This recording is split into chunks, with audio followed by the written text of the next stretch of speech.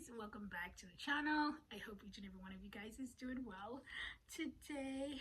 I woke up this morning with this song playing.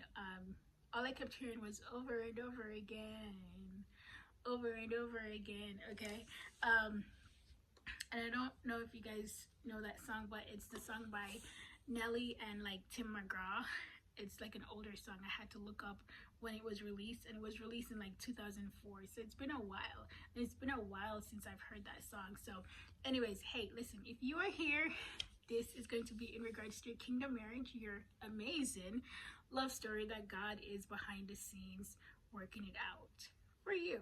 All right, so it goes like this: because it's all in my head, I think about it over and over again, and I can't keep picturing you with him, and it hurts so bad because it's all in my head. I think about it over and over again. I replay it over and over again, and I can't take it. I can't shake it. No. All right, so listen, like how I see this is like, if you were in a relationship with someone, you could have been in a marriage with someone, or a partnership, a marriage or a partnership, and God separated you guys, right? And God spoke to you and said that he was going to bring your union back together, right?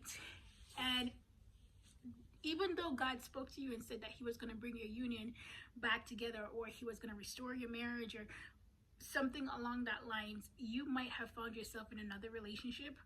And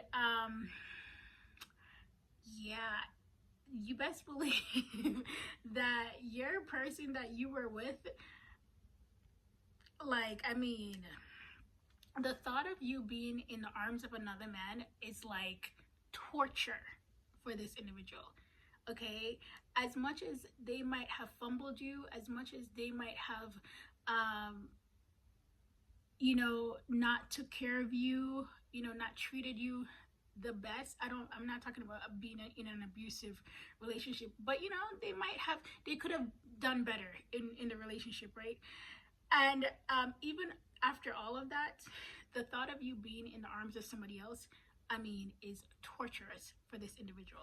All right, so you might have found yourself in another situation, even though God was like, he's gonna bring this union together.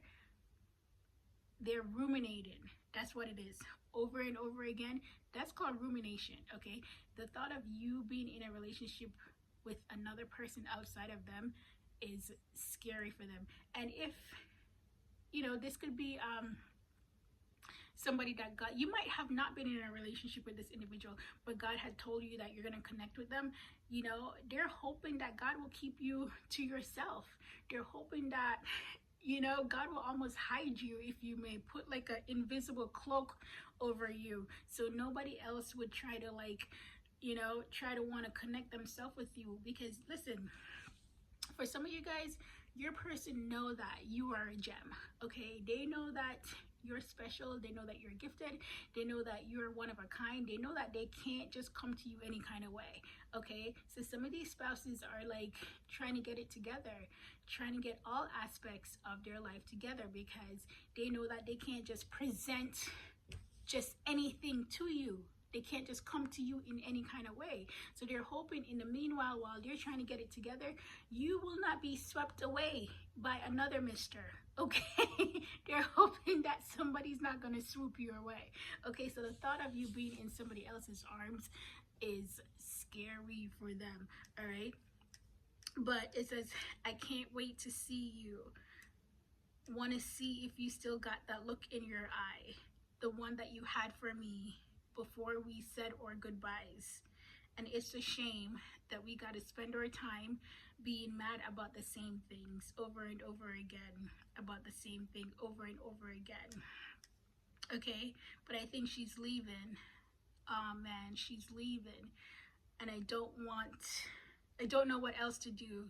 I can't go on not loving you. All right, I mean, this person loves you.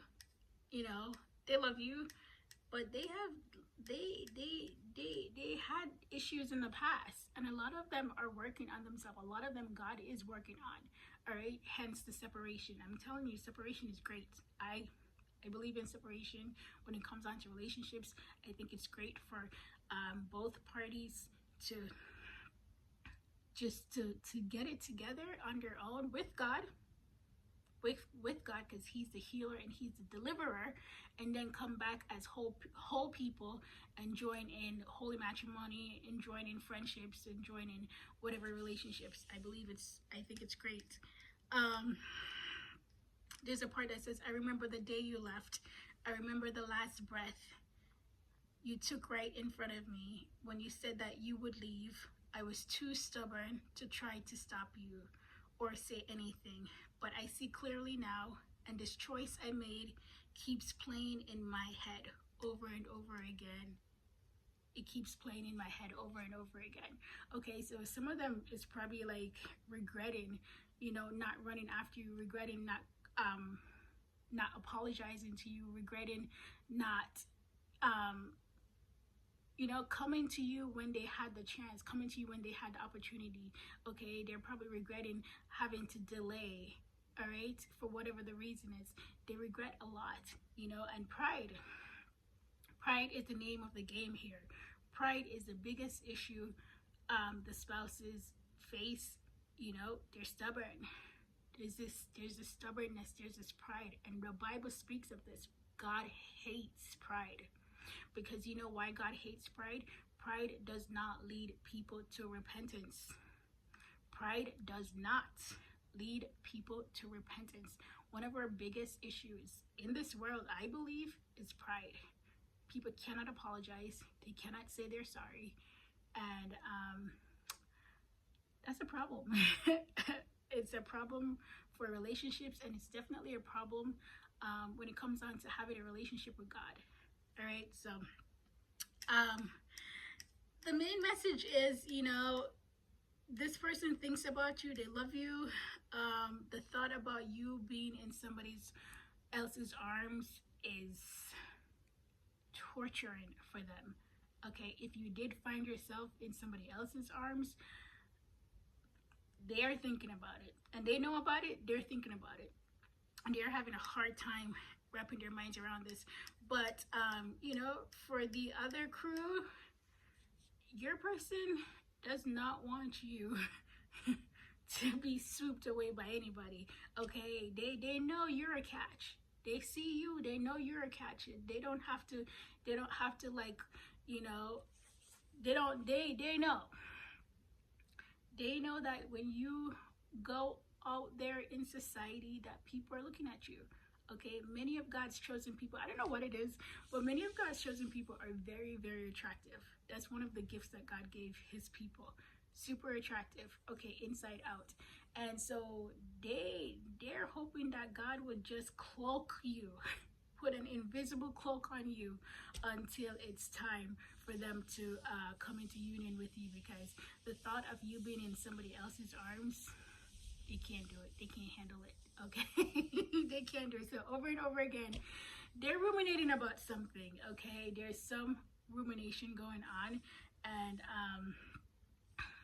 hey, So listen, I pray that God will bring these marriages together swiftly.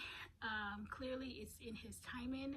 Divine timing is the best timing, and I've said this a million times, and I will keep saying it. I hope nobody is sitting there waiting by the phone for anybody. Okay, that's why God always gives you things that you need to you who are watching me, you need to work on. God always gives you things that you need to do to grow, and different things that He wants you to take part in. All right, so there's no waiting. You're not waiting necessarily, you're doing. Okay, in the meanwhile, while you're waiting on your spouse, you're waiting for that union to come together, you're waiting for reconnection, you're waiting for redemption, right? You're supposed to be actively doing the things that God has told you to do. We've talked about this. All right, so When you come into union, you are a whole person, and your person will be whole. And two whole people joining into holy matrimony is beautiful. That's what you want. That is what the world is lacking. The world is lacking. All right?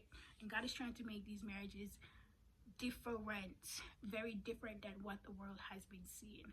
All right? All right, guys. Thank you so much for watching. Take care.